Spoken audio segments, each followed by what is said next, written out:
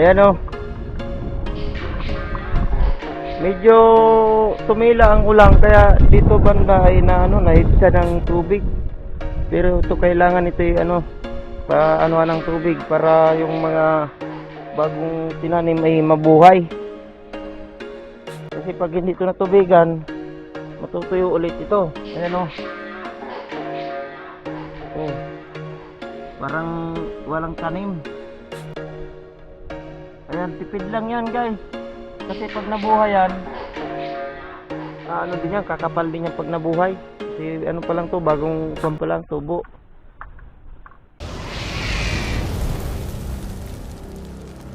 Ayan guys, good morning. Nandito ko ngayon sa palayan ng bayaw ko. Bali, tinutulungan namin ng palay at ang daming patlang.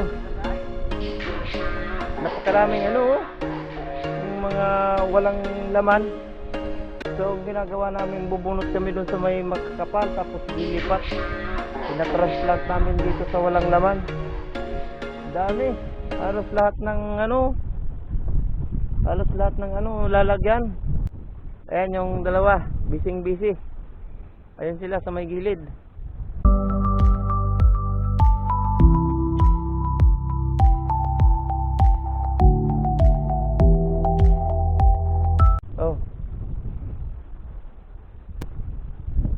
Ganito ang mahirap dito sa pagsasaka.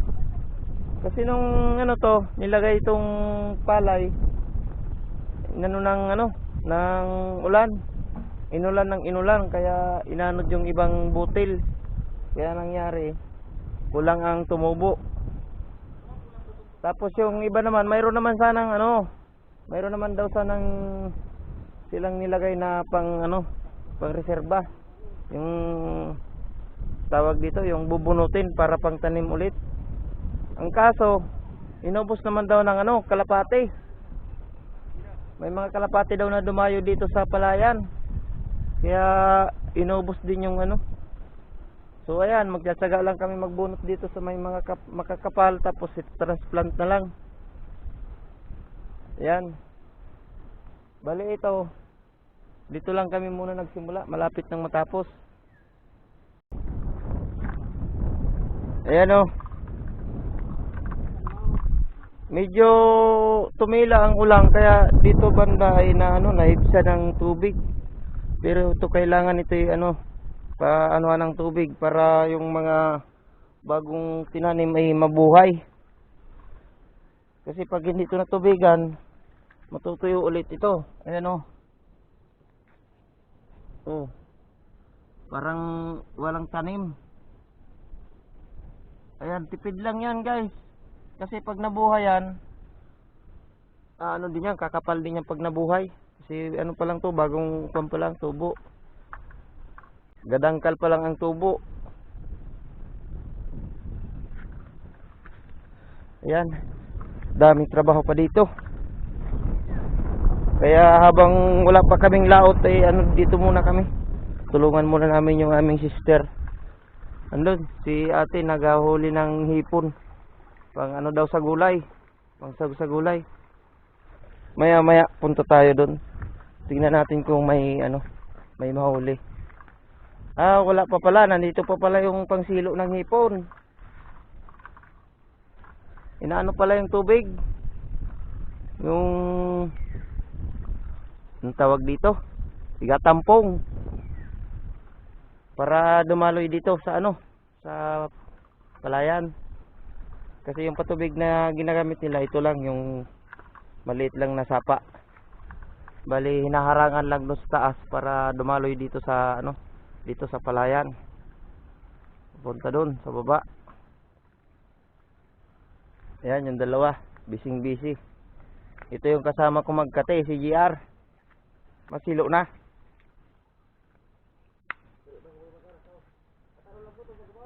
Ano yung lugan mo? Ha? Kanya na 1.5. Diyo sa tibo. Ayan yung aking sister guys. Bali dito na siya namuhay sa bukid. Pagkukupra, pagsasaka. Ayun, daming hipon. Yan guys, tulungan nyo ko para makatulong din tayo sa ating gustong tulungan. Magaya nito. Ang tawag dito sa amin ay sarad. Inilalagyan yung mga patlang, yung mga walang laman. Doon sa bandang taas ay kami dyan. Pero sa kasawiang palad, inabot ng El Nino. Natuyo yung palay, walang naani. Ha? Taob pa. Gawanas pa sana. Ayan. Walang naani dito guys. Sa na to, medyo malawak to. Pilang kwanto? Pilang balde o sabwag? 6 na takal doon sa malaking lata, yung square na nilalagyan ng biskwit. 6 na ganun ang dito, ang budget para mataniman ito lahat hanggang sa taas. Kaya wala kaming naani dito nung nakaraan. Inabot ng El Nino. Kasi yung sapa diyan sa gilid na yan, natuyo.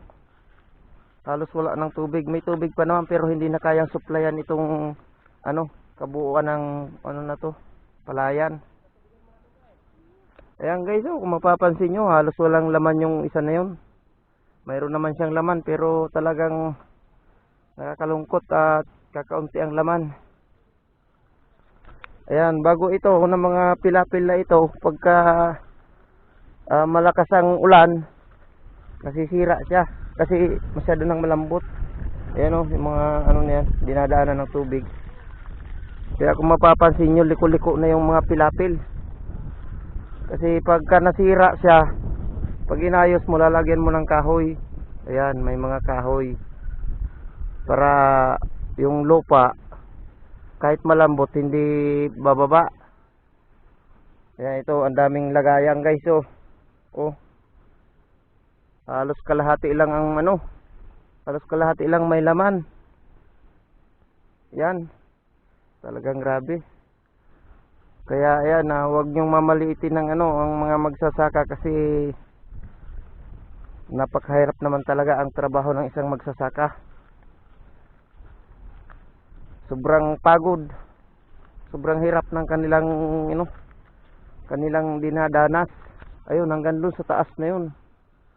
Ito, lahat na ito. Sila sister, sila ate. Ang tawag ko kasi kay ate guys, nasanay na ako. Tawag ko lang sa kanya ay sis. Yan. Tapos siyempre sa kanyang asawa, bayaw siyempre. Dapat sana guys, ang ganyan doon sa baba, yun, yung makikita nyo yan, may makapal na yan. Hanggang dyan yan, lahat. Hanggang dito sa taas. Doon sila lahat ang nag-ano nito. Kaso hindi nga kinakaya.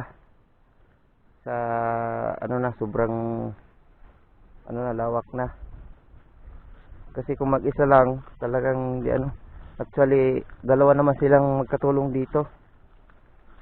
Kaso lang talagang pagka inaabot ng ng baha at saka tag-init, ayan, pagod talaga. Ayan, bisitahin natin doon sa bandaron guys, doon dumadaan yung tubig. Pagka malakas ang ulan, ang mga basura papunta rito. Ayan, ito napilapil marami na rin damo, kailangan ng linisin to.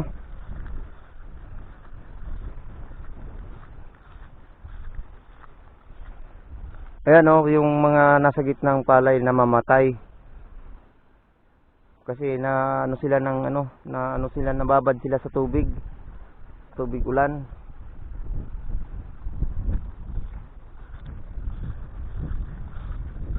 Diyan kami dati yung nagsarad, yung tinatusok yung palay. Ano bang tawag nito sa inyo guys? Basta yun, yung nilalagyan yung mga patlang. Ganon, doon sa may bandang taas na yan. Pero lahat ng ito walang naani dito. nung ninaanan ito ng ano, El Nino. Yan. Ito guys, dito banda. Dito ang malakas ang tubig. Pagka bumabaha, tingnan nyo, may mga sako na yan. Yan oh. Yan, kasi ito na yung sapa. Pababa. Padiretso doon. Dito sa gilid dadaan. Yan, sa pangpang na yan, dyan dumadaan tubig. Pero dito hinaharangan para sumupply doon yung tubig. Diyan sa palayan. Ito, pinapadaan lang dito sa gilid. Papunta doon para makadiretso doon sa baba. Meron pa naman doon bukasan sa may bandang baba. Pero doon naman ang supply noon sa baba na. Yan. So ito, sabi ko kay ate, buksan niya yung ano dito. Kasi kulang naman ng tubig doon sa baba para malagyan. Para hindi mamatay yung bagong tusok do, ano, bagong tanim. Ayan. Tumulong na ako kanina guys, nagano lang ako. Nagugas lang ako ng kamay para makapag video tayo. Para makita nyo naman. Si-share ko lang sa inyo. Mas mabilis pa yan mabuhay pag ganyan. Ayan oh, ito natubig na ito. Yung galing doon. Ito naman yung sumusupply dito. Para makarating dyan sa aming inaanuhan. Pinagtataniman. Yan.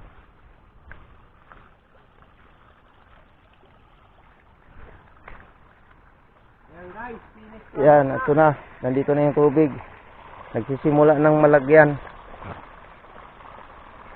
Ayan, finish na daw. Sabi ni GR. Bale itong isa pa lang na ano, isang sagop pa lang. Ang tawag nito sa amin ay sagop. Yan. Tapos yun, papunta yun doon hanggang doon sa may gilid. Tapos pataas na yan. Lahat na yan lalagyan yan.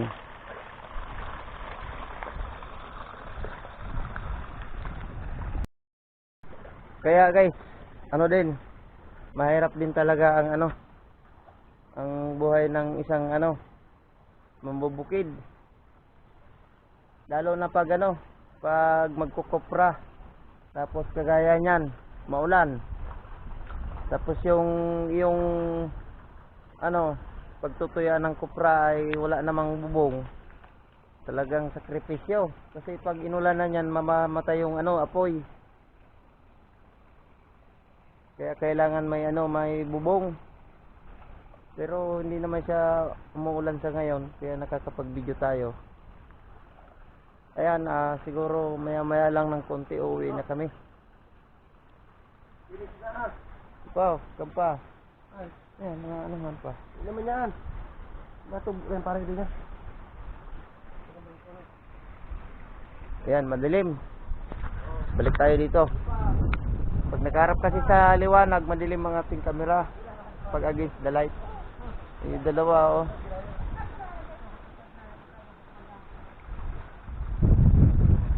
Bali doon ako nagano, doon sa may bandang gilid sa may una-unahan nilang dalawa.